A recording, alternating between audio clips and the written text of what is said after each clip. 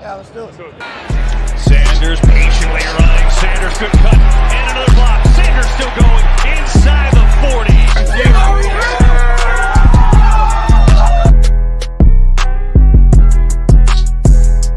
NFC East champs. Divisional champs. NFC champs. And world champs.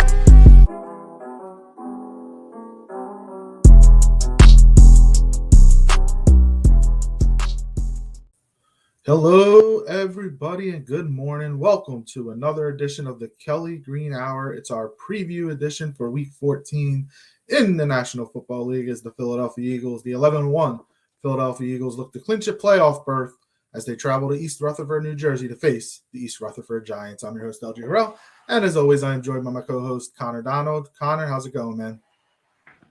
I'm doing well, man. I'm excited. The football season, it's crazy to think the football season is actually winding down and we're coming to the end of the regular season. And there's so much talk in some of our group chats about like prospects and the draft and everything. And I'm like, holy, I can't believe we're there already. But we still got some serious football to play and a playoff to hopefully dominate, win, do something in. So we still got a lot of meaningful football ahead. So I'm excited. And I think this is a big game. While you say it is the Giants and they seem to have proven, that they are a little bit fraudulent. It is still the Giants. It is still a divisional matchup. So. Yeah. So before we jump into the matchup, as always, follow us on Twitter at Kelly Green Hour. Follow Connor on Twitter at Connor10. Follow me on Twitter at LJ Harrell54.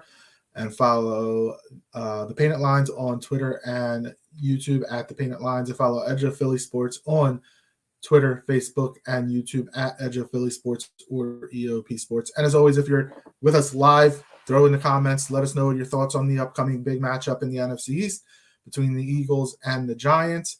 Obviously, this is the first of 3 road games in a row. They face the Giants, then they face the Bears, and they finish off on Christmas Eve against those Arlington Cowboys.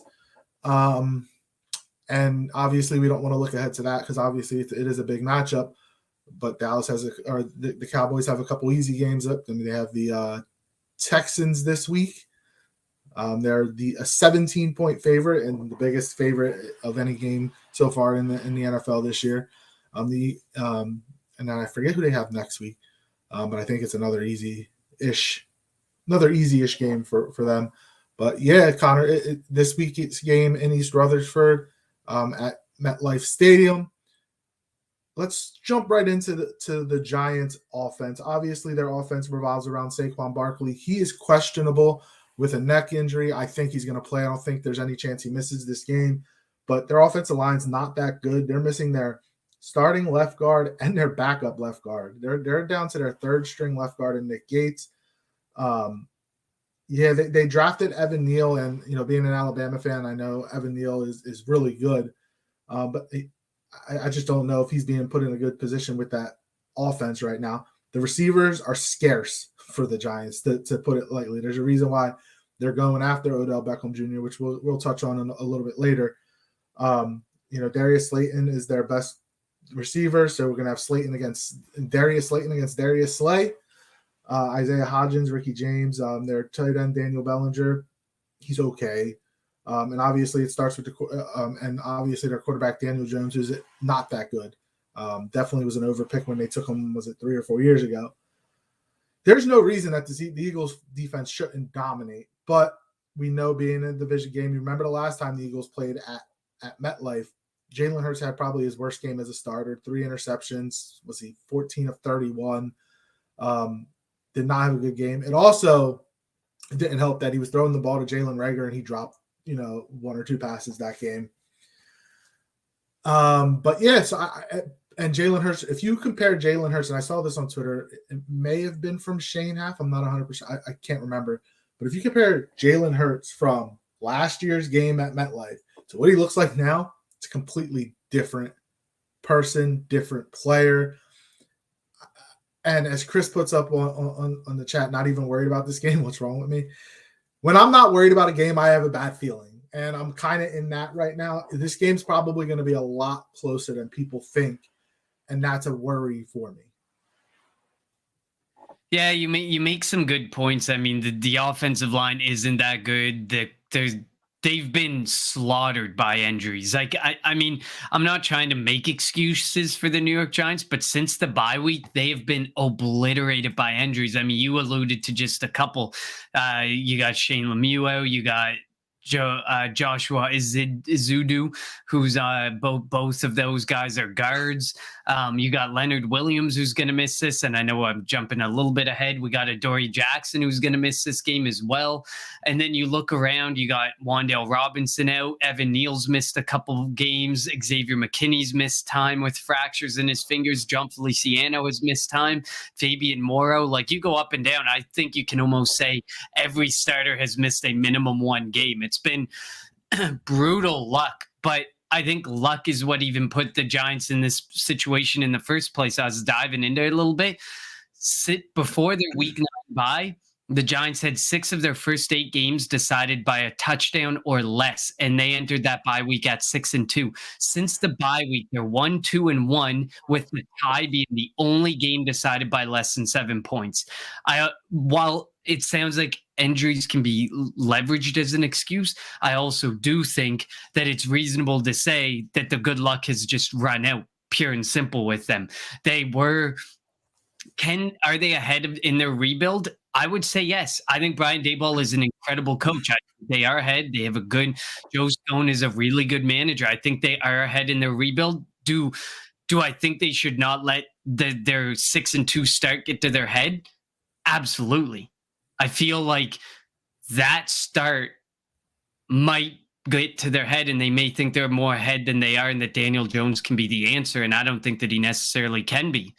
No, I think they know Daniel Jones isn't the answer. That's why they didn't extend him. I think they declined this 5th-year option, if I'm not mistaken.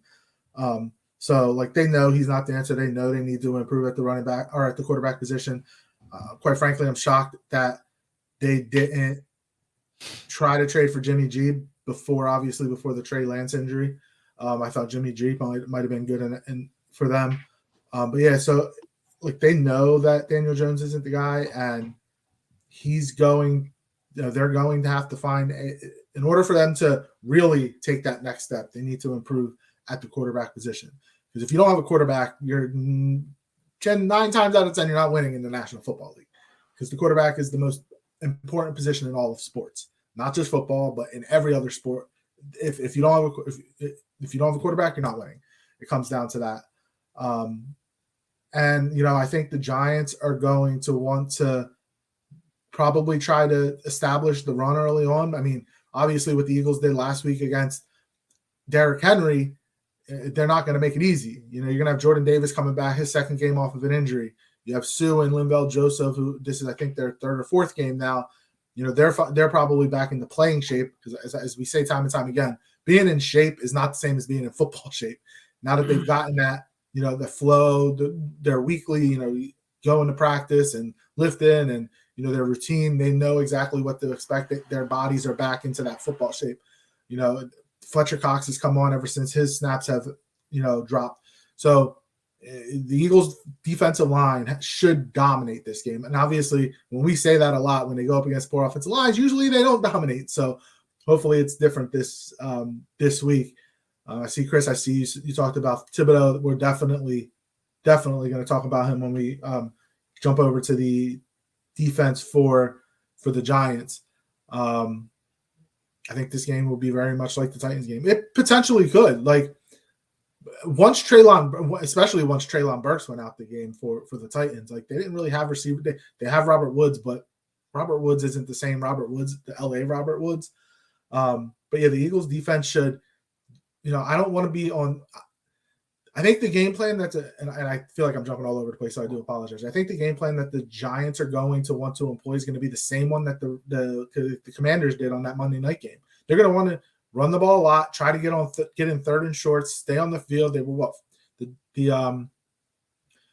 the Commanders were like 75% on third downs at one point in the game we lost. So that's what the Giants are going to want to do. And if they can keep the Eagles offense on the field, you heard Brian Dable, you heard Wink Martindale talking about, especially Brian Dable, because he was his offensive coordinator at Alabama, just talking about night and day how much better of a player is. Wink Martindale talking about how, it's like the Eagles have, T.O. back there with A.J. Brown. And it's like the Eagles have a Pro Bowl, pretty much like a Pro Bowl team, which obviously not everybody's going to make the Pro Bowl roster, and there's no game, but like there's so much talent on this Eagles team. It's like when you look at them, where do you go? What do you defend first? What do you have to stop first? Because we've seen it 2 weeks in a row. They ran for 300 plus yards, 360 plus yards against Green Bay. They threw for 380 yards against the Titans. You can try to stop one thing, but they have that ability to change their game plan and do a total opposite to come away with a victory. Absolutely. Yeah, no, I agree with you there. And I'll bring it back to the starting point of the New York Giants offense for a minute. I agree with you. Daniel Jones has not been good, but and is he the long-term answer? Likely not. But to sit there and say that he's getting any type of help from a weapons perspective beyond Saquon Barkley would be kind of doing him an injustice. While he may not be the answer, if he had more support from the offensive side of the ball, whether that be pass catchers or, well, pretty much has to be pass catchers or the offensive line, but if the pass catchers would be able to give him more support, he might look a little bit better, and he might be able to be a bit of a bridge for a while where they can focus on some other things. But at this point now, they're stuck here saying, well, he can be a bridge, but he's not a very good bridge. But our weaponry is really a problem. You've paid so much money out to Kenny Golladay, who has been abysmal, who's been completely downright disrespectful to the team. And then you look at some of these stats and it drop passes. He ranks 6th in the league for drop passes by his receivers. His receiver target separation ranks 59th among quarterbacks. There are 32 starting quarterbacks. So that means that some of these other quarterbacks who've gone out there have had way better receiver target separation. Way more guys have had way better target separation than Daniel Jones. And then you look at the yards after the catch per target, he does rank 28th. So they're not even really creating after the catch. They're not creating before. They're not creating after the catch. It's all about Saquon Barkley. And Chris does say the Eagles should attack downfield and hopefully get a couple score lead early and make them one-dimensional, taking out Saquon Barkley. That's what you have to do. And how much is the net going to affect Saquon Barkley to the point that at what point does Brian Daboll say it's not worth the risk? The risk is not worth the reward to keep Saquon Barkley in the game either, because a neck is nothing to mess around with. So, I mean, yes, at the end of the day, Daniel Jones has not been good. But when you look at like his true completion percentage and you look at his accuracy rating and stuff, he actually ranks among the top 10 in quarterbacks. It's just his weaponry is absolutely abysmal, and it sucks. Like, he lost Wan'Dale Robinson. Bellinger missed some time just when they were starting to build some rapport.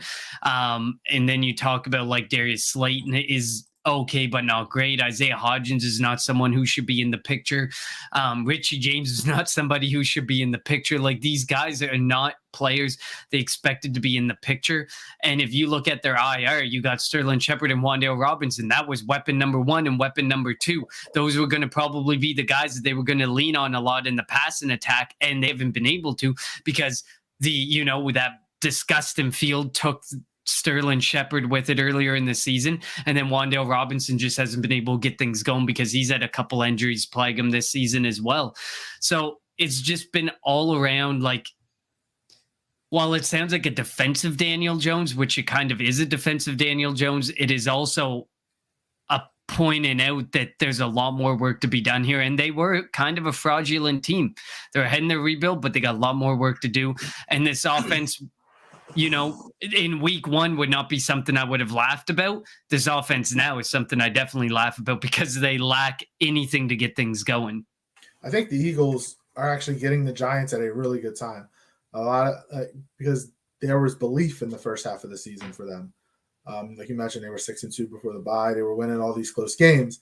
Now they're kind of coming to the realization that, we're not a good team. And then the Eagles are just getting them at the right time. So they get them two times in the last 5 weeks. And obviously that week 18 game in Philly might not mean anything. So it could be another, preseason type game, just like last year's week 18 game against Dallas. But yeah, so it'll be interesting to see what the Giants decide to do. If anything can happen, obviously, in that stadium. You mentioned kind of an underrated thing. That field is awful. And like we talk about injuries, and we obviously every team at this point in time has injuries, but the way that the Eagles are going, we can't afford an injury with that terrible. I'd love to see us get up 3 or 4 scores really early and not have to see our starters out there in the second half. It stinks that is the dream. We're going to Chicago next week, and their field's also terrible. So it's back-to-back weeks of playing on awful fields. But yeah, so we'll see. What the Giants decide to do offensively. We'll see if the Eagles can take Saquon out the game. Obviously, Saquon is different than Derrick Henry because he can catch the ball really well out the backfield. Yeah, he can bounce it outside as well. And I'm not saying Derrick Henry can't, but Derrick Henry's more of a north and south. He wants to take it and go straight ahead. Saquon Barkley can go straight ahead. He can bounce it out. So it's going to be key for the defensive ends and for the linebackers not to get too out of place. Daniel Jones can also run the football, something that Tannehill did last week, and we didn't expect it, especially on a bum ankle. So you're gonna have to watch Daniel Jones. A couple years back, he had that long run that he tripped himself up over on, I think, the 10-yard line or something.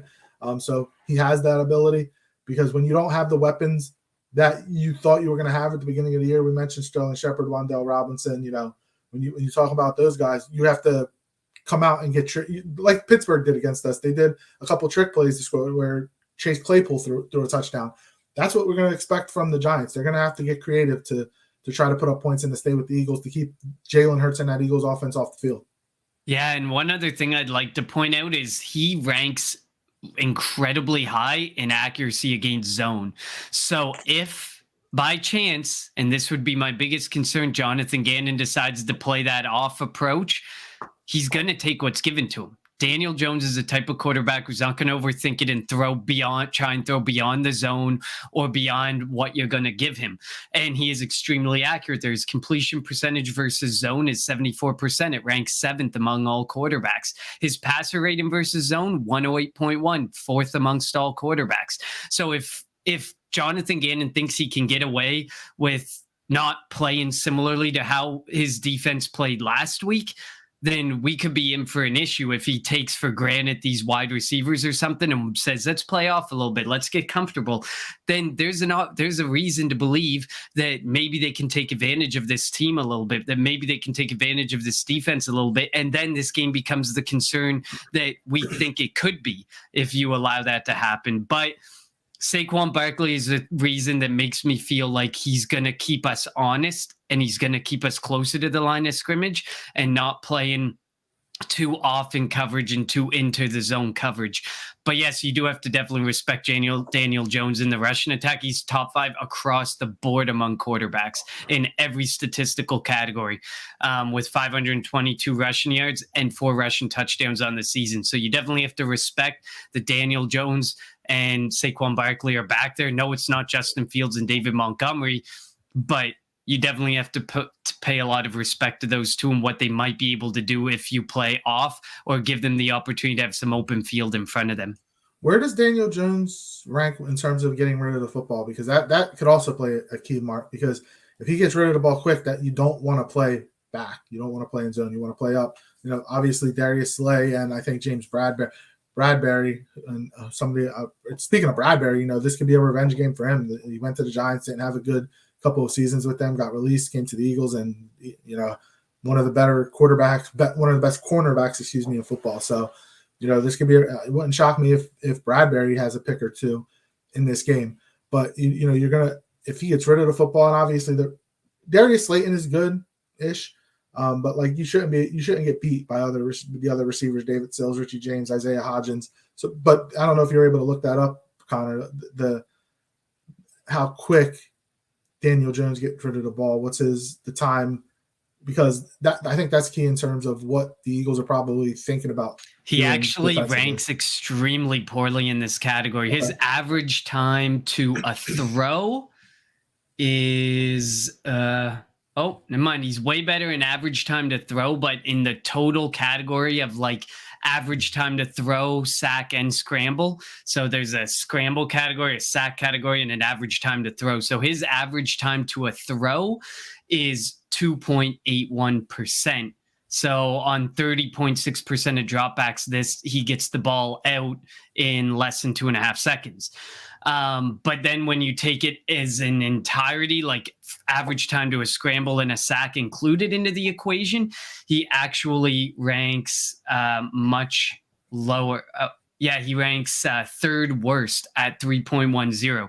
So he does have a willingness to hold on and to scramble, but that goes back to why he's at Justin Fields. He ranks worst among quarterbacks with at least 50% of snaps played in this category, because he more often than not decides to scramble. So it does skew a bit because he decides to scramble a lot more. And when you decide to scramble, well, with Daniel Jones, it takes him about 4.9 seconds to decide to scramble. That's his average time to a scramble. So it skews it a little bit, but it does show, like, if you are willing to give him the lesser time, if you are willing to play off, he will get the ball out as quickly as possible. But it looks like if you play aggressive, if you play on, and you make sure those cornerbacks are playing more up and tight, he will be willing to hold the ball and take the sack or try and scramble. And so that's why I think you can't play in that zone coverage, and you have to respect that Daniel Jones and Saquon Barkley are the heart and soul of that offense and are going to be on every single week. Yeah, definitely. And then one of the last things that I want to bring up, the Eagles are second in the NFL in sacks with 42 right now. Remember last year, what did we finish with, 29 or something? Finished 29th, 30th in the league. The Eagles are second in the league. So obviously when you have talent in the secondary, that helps the front four. And obviously getting Hassan Reddick. So the Eagles, with this offensive line they're going up against, they should be able to add on to those numbers. They won't get 9 like they did against Washington and Carson Wentz, but they should be able to get 2, 3, 4, 5, 5+ sacks in this game, which will help the offense out creating short fields. So let's jump over to the Giants defense. Chris had mentioned Kayvon Thibodeau, saying he's been coming on the last couple of weeks, and he was one of his guys to watch in last year's draft. I think I said it in the offseason after the draft, I missed David Gettleman because there's no way Gettleman would have drafted Neal and Thibodeau for the Giants. I think one of the good things is if Thibodeau is going up against Lane Johnson, not worried. Lane Johnson has been that good. It's been over 2 calendar years since he's given up a sack. Going up against Jordan Mailata might be a little bit different. Man, Mailata hasn't been good this year. Like, he hasn't been bad, but he hasn't been as good as we thought. I think the expectations were really high for Jordan Mailata. Obviously, the offensive line as a whole, the expectations were really high. But looking at their line, Azeez Ojulari, Dexter Lawrence has been good, and Leonard Williams. He's doubtful with a neck injury. I think he's less likely to play than Saquon. I still think Williams will probably play. Again, probably, but that's something to keep on. And obviously, Kayvon Thibodeau coming off the edge. Jalen Smith, the former Cowboy, he's out there, been wrecking a little havoc. Adoree Jackson's out. Julian Love is the leader in their secondary. Xavier McKinney's also out. Somebody you mentioned, Fabian Moreau. Their secondary really isn't that good either. There's going to be another game. If the offensive line can give Jalen Hurts time, A.J. Brown, Devontae Smith, Quez Watkins, they should all feast. Absolutely. This should be a game where you'll be able to take advantage of any open and available target. You find a person who's open and you hit them. It's plain and simple. By the way, I do want to make a correction. I had misread. He is Daniel Jones's third worst in average time to a throw, not third best. So he's actually, if you keep him in the pocket, similar to like Cooper Rush, and make him start to think and make decisions, that's probably when he's going to make the bad decisions and commit the turnovers. But back to the other side of the ball, now that I've corrected myself there. I think this is a game where you can purely take advantage of anything. You can run the ball, you can pass the ball. Obviously, last week we saw that we could not run the ball overly effective, but they took complete advantage of a weaker secondary and an unwillingness to provide any help over top against AJ Brown and stuff. We saw them take complete advantage of that after this defense was looking so good in prior weeks. They shut down the run. They turned to the pass. The pass was super effective. It was simple. But when you look at the Giants, they literally only rank in the top 18 in one category, and that's rushing offense. And we talked about that, and we know why that is. On defense, they rank 23rd total yards allowed, 26th in rushing total yards allowed, and 18th in passing. So they're a bit better against the pass, but not much better against the pass, and they're really bad against the rush. And, well, we know Boston Scott, absolutely. He's probably the only guy that if you ask, do you like this field? He would probably say yes, because he absolutely explodes on this field for whatever reason. And like I said earlier in the episode, I would love to be able to see Boston Scott be out there the entire second half, because I don't want to see Miles Sanders on that field. I don't want to see Kenneth Gainwell on that field. I don't want to see Jalen Hurts on that field. I want to see those guys get off that field so that they don't risk a chance of injury, plain and simple. So I'm all for it being a Boston Scott game. This is a bad Russian defense. This is definitely a Russian defense you can take full advantage of.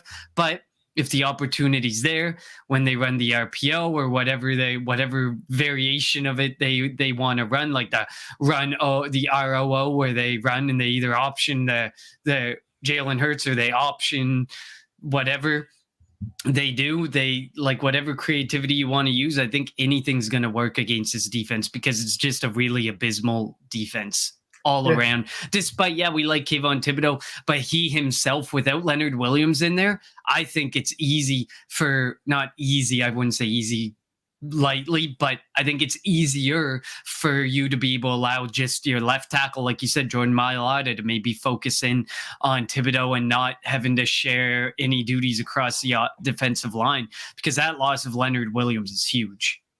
Yeah, if he doesn't play, that's definitely huge. And also, you kind of have to think the weather might be in effect. I think it's supposed to rain in Jersey tomorrow, and while it won't affect, the wind won't have any effect on anything. The passing game, I mean, wet football, holding on to the ball could definitely be an issue. And the Eagles, I would like to see this be a Miles Sanders type of game, at least while he's in there. Like you said, hopefully they can get up big and get the starters out. But Miles didn't have that. I mean, the Eagles didn't run. They ran the ball for like 60 yards last week because they threw it for 380. But you said, this defense isn't good at, and like they're not. I'm not saying they're the worst defense, but they're not like very good at a lot, like stopping the run, stopping the pass, and the injuries don't help. So again, this should be a game that the Eagles should be able to take advantage. But the receivers should have the advantage. The offensive line should have the advantage. So it should be a matchup that, if it's still a game going into the fourth quarter, I'm worried. Oh, absolutely. I really feel like the only thing that would make it a game is the fact that it's a divisional matchup. And for some reason, no matter any divisional matchup you get put into, the games end up being close, or there's some reason to stress. And that would be the only reason. Or we play down to our opponent. We've seen it. It kind of looks like that's what a team like the Minnesota Vikings have been doing. That's why they have been in a lot of close games as well. They're playing down to their opponents. And we don't want to see that. I want to see these explosions where we play like we're playing the Kansas City Chiefs or the Buffalo Bills week in and week out, and we pump out, the 35 points. We have those blowouts, because those are the types of games where then we know, okay, we can probably compete with the big dogs in this league when we need to stand up against those big dogs. So hopefully we can play above the level and play to the level of the teams that we are going to play in the playoffs, play to the level of the Dallas Cowboys offense, who's putting up a lot of points recently, play up to those levels. That's what I want to see. So Chris says, hopefully I think it stays that way. If the Eagles don't turn the ball over, we'll be fine. And that's a key in every week, obviously. They've been really good at protecting the football. Are they still first in the league in turnover differential, I think? So I would imagine, they're not first, they're definitely top 2, top 3. Because they don't turn the ball. I don't want to say they don't turn it all over ever, but like it's very rare. They went through that stretch, 2 or 3 game stretch where they turned it over. But you remember the first 8 weeks of the year, the fumbles were pretty rugged. AJ Brown fumbling, it was crazy. But yeah, like you mentioned, this divisional matchup, anything can happen. last year's Giants team wasn't good. They beat the Eagles one. I mean, I'm not saying the Eagles were good. They made the playoffs, but they beat the Giants beat the Eagles at MetLife. So this can, again, could be the type of game that with the weather, anything can happen. Being the first time you're seeing them under Brian Dable, you can't go in too overconfident. Because usually when you're too confident, that's when it starts to things start to go downhill. Yeah, I couldn't agree more. I mean, I don't really have a whole lot more to add on the defensive front here because, I mean, it's a game where it's similar to games we've talked about in the past where we shouldn't be worried. Like that Texans episode was probably one of our shortest episodes. We were able to squeeze it into the same episode as our review because we were so not worried about it. But we ended up in a closer than we wanted match or game. But at the end of the day, I mean, it's the thing that I fear the most is a divisional game, and maybe a guy like Jonathan Gannon will play his guys off or get comfortable in a circumstance and allow the Giants to stay closer than they deserve to be in this game. I think this is a game that can be and should be over at halftime. You get your guys up 3 scores, 4 scores, and you turn to the bench and say, show us what you got, because I really don't want to see these starters on that field longer than they have to be on that field. So definitely ready to move into our key matchups and players to watch. Well, before we get to that, because we usually go into, I want to talk about OBJ real quick.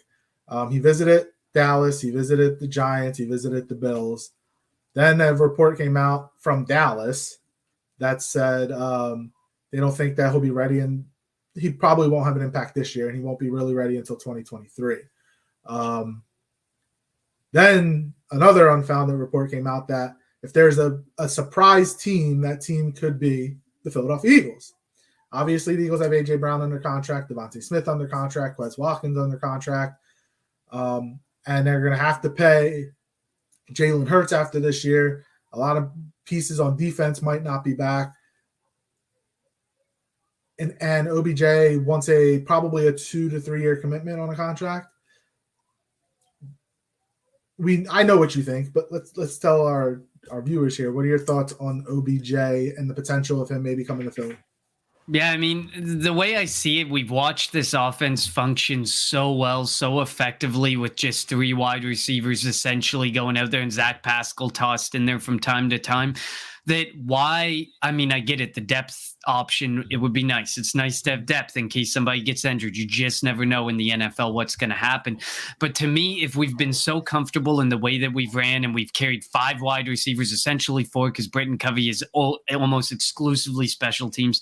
So the fact that we've carried pretty much 4 wide receivers, we've got through any types of injury scares, we've been effective this way. I feel like there's no reason to rock that boat. And then I also get a sour taste in my mouth when he had that interview, I think it was on Thursday Night Football or Monday night, and he says he's pretty much ready. He thinks he can be ready to give 4 really good weeks, and essentially said, like, I want to go somewhere where I think I can win a Super Bowl, and that's all I want, and I just want to be able to play the playoffs, and that's it. That comment kind of rubbed me the wrong way. Of course, anybody would love that. Give me $1 million, I'll go out and give you the best 4 weeks of my life too. But at the end of the day, it just, to me, I don't see the reason to rock the boat on an offense that is as effective as they are, and a guy who there's so many reports of like concerns, like from an attitude perspective, from a perspective of injury, is the knee good to go? There's reports emerging that, the knee wasn't that good last year, and then the injury happened, and now he's got the second injury on top of that, and there's major concerns about that. And like the report emerging of Jerry Jones and his concern, like exclusively with injury, that he doesn't want to bring him in. If Jerry Jones doesn't want to bring him in, I really feel like if we wouldn't want to sink to those levels, I don't think we should sink to those levels. But if it was an opportunity to take him away from an NFC East rival and they thought that he could be really effective, I'd be all for it. But all reports from any team is really of concern. And I really don't think that we need to bring him in here and rock that boat or create any type of situation that doesn't need to be created. Who do you think he signs with? I think he's going to want more than a team's willing to give, and I don't know if we see him on a football field this year. If I'm being completely honest and seeing the reports coming out, I don't think he's going to be I on a think football field. if the Giants somehow beat the Eagles, I think he goes to the Giants. Only the Giants need weapons. So like that, because if they beat us, they have that. They feel like they can make the playoffs. If they lose to us, again, I'm of the ilk that they're fraudulent and they're not going to be a playoff team. But if they're able to find a way to beat the Eagles, it wouldn't shock me if he goes back to the Giants. And like, if he does want more than 1 year, I just wouldn't be willing to give at this point. Like, especially like if you're Philadelphia with all those free agents you have next year and all that money, you have to figure out where you're going to allocate it and how to reallocate it in a potential Jalen Hurts extension. Having a guy like OBJ on the books for even next year throws off the plan of how you want to balance those books going forward. And I just don't think it's worth it. If he truly does want more than 1 year, and then he's given interviews saying that he's going to give you the best 4 weeks he can in the playoffs, it's just not worth it. I'm not saying I would sign him, but it'd be very intriguing just to see AJ Brown, Devontae Smith, OBJ, Dallas Goedert on the field at the same time with Jalen Hurts. It'd be interesting. All right, so let's move to the players to watch and kind of your keys to the game. So who's your offensive and defensive players for the Eagles for the Sunday matchup with the Giants? Which, by the way, I'm glad they didn't flex to Sunday Night Football. I can't stand night games that much. I'm glad they at least flexed a game because I did not want to have to watch that Sunday nighter that was originally slotted in. I think it was the Broncos and the Raiders or something. Yeah. Like I did not want the Raiders because Raiders played Thursday. Maybe Chargers. I can't remember who. Neither team really has playoff implications. It's Chiefs Chargers now. While you give it, I'll look it up. Yeah. You take a look for me. My player to watch this game is. I'm gonna on offense. I'm gonna take the cop out of Boston Scott, and it shouldn't even be a cop out. I just think Boston Scott has the ability to just have another one of those big games. He loves this field. I think that the offense can get ahead early and get score often, and give an opportunity to see Boston Scott on that football field a lot more. And I think no matter what, up against the ones or the twos against that defense, he's gonna be able to take advantage and feast on a field that. The Giants should really be signing him. I think he'd be an incredible asset to that team or the Jets for half a season. He'd be an incredible asset for that half a season you need. Defensively, I'm going with Josh Sweat because I think Josh Sweat's going to be on the side with Evan Neal. I think he's going to be tested over there. I think he's really going to have to. Usually he's on Reddick's side.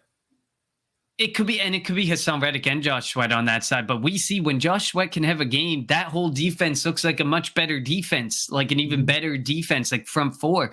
So, I mean, if you can get a good game from Josh Sweat and he can take advantage of whatever matchup he's up against, I think that that's a really key one. And you could obviously go with the James Bradbury revenge game if you wanted to in this situation, because I could see a world where he gets 1-2 interceptions, a few pass breakups, and has a really good night as well, just to show, you guys messed up. But we already know, everybody and in their right mind already knows that they messed up with moving on from James Bradbury, but it was a purely financial move and a purely look into the future move when they let James Bradbury go. And now James Bradbury is going to get his pay.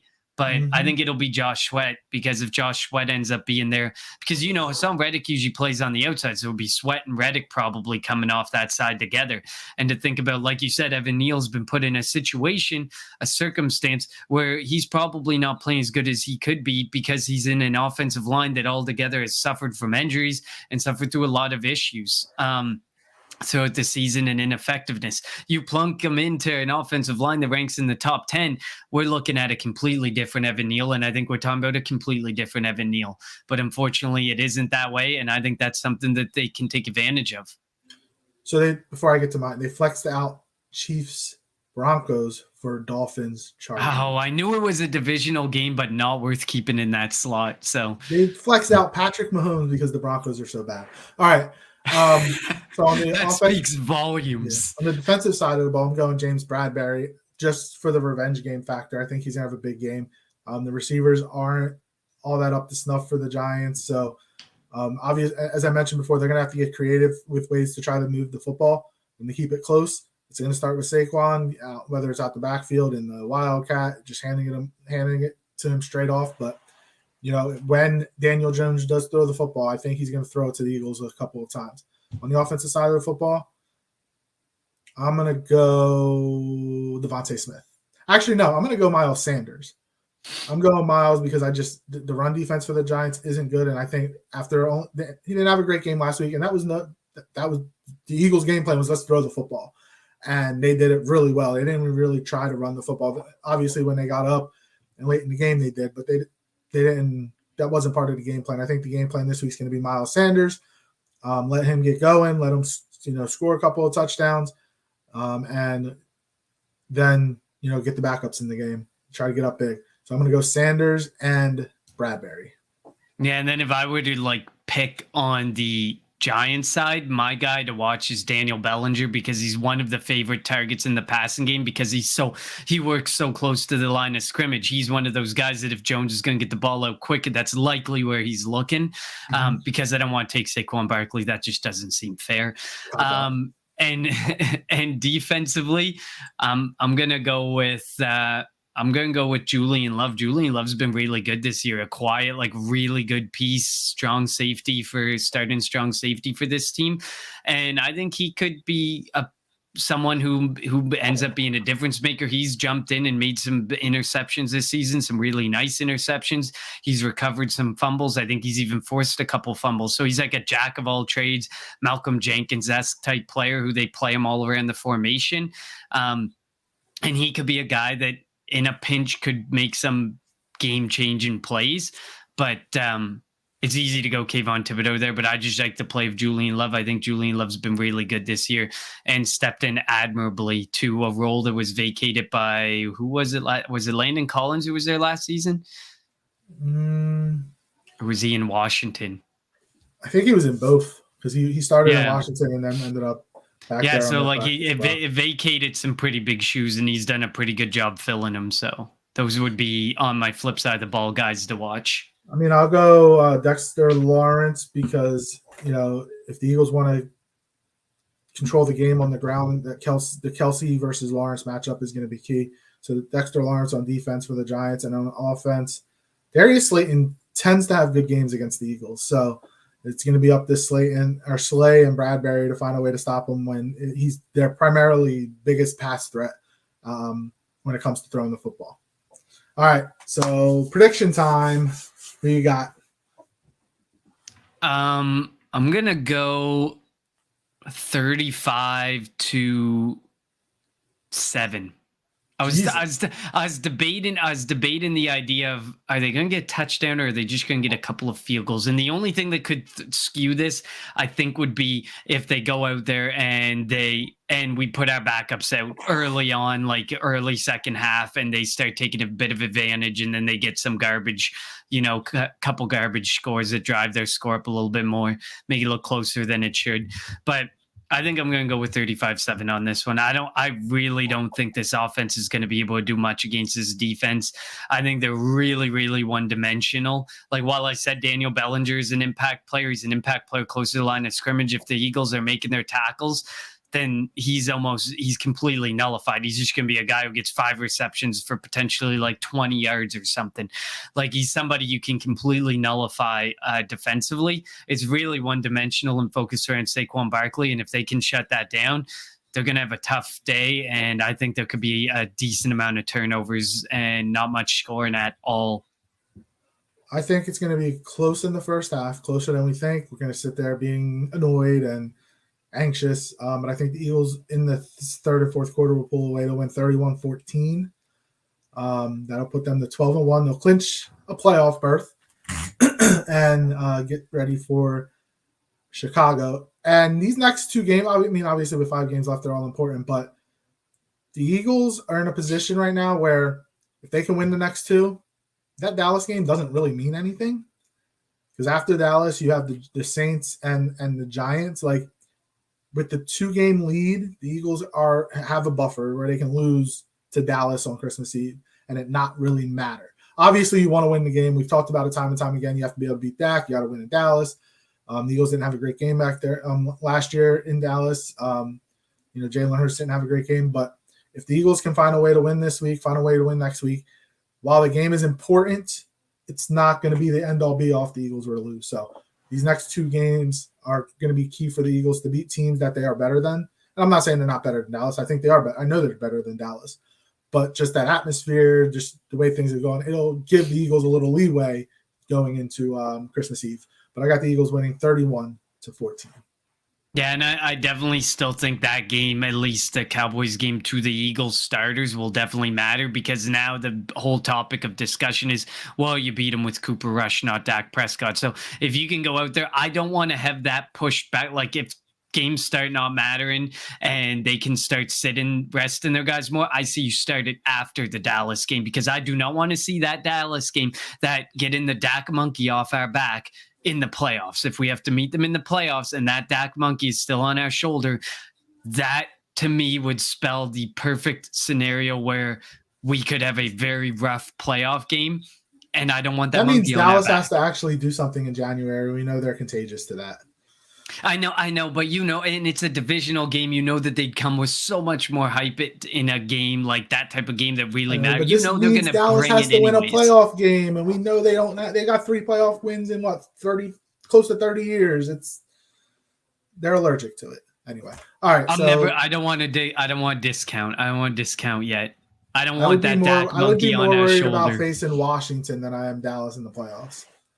Oh wow! Yeah, In they the- have looked. in the Washington playoffs. has looked.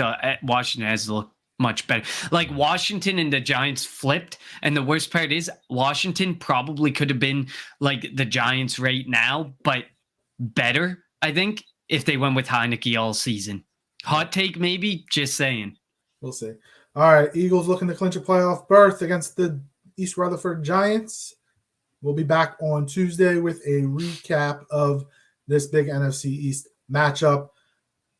Connor has the Eagles winning. I have the Eagles winning. As always, follow us on Twitter at Kelly Greenhour, Connor on Twitter at Connor10, and follow me on Twitter at LJHarrell54. Thank you for listening to another edition of the Kelly Green Hour. Fly, Eagles, fly. You want Philly? Yeah, let's do it.